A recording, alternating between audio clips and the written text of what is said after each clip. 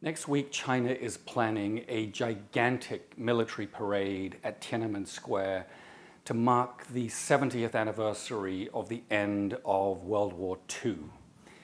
This is a significant national moment. The day itself has been declared a public holiday. There are already traffic restrictions in place in Beijing. It's hard to fly up and down the China coast now from Beijing to Shanghai to Hong Kong because the People's Liberation Army Air Force are hogging the air corridors to practice their flybys. Surprisingly few world leaders plan to show up for this event. And that's not because they underappreciate the sacrifices that China made during World War II. China lost 14 million people in World War II. 80 million Chinese were turned into refugees.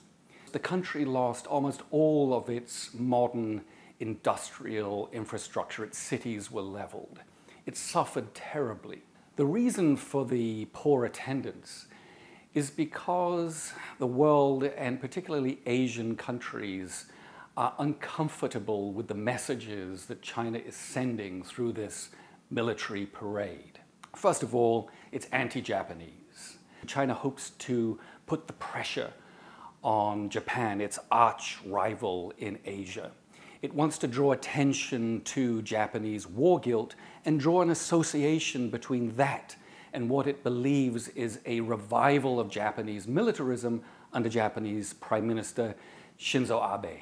Second of all, China wants to promote its own role in defeating global fascism on the side of the Allies in order to carve out a greater leadership role for itself in Asia. The region is not, by and large, ready to continue to vilify Japan for its wartime aggression.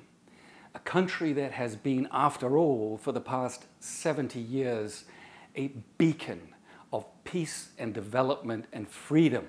The region has no desire to see the United States back away from Asia and concede the space to a rising China. Quite the opposite. In fact, the more that China flexes its muscles in the region, the greater the regional clamor there is for the United States to beef up its presence in the region. And so we'll see next week an amazing military spectacle. Warplanes wheeling in formation over the skies of Beijing. Tanks, missile carriers, armored cars, goose-stepping soldiers parading through Tiananmen Square. But in many countries in Asia, the response will waver somewhere between ambivalence and foreboding.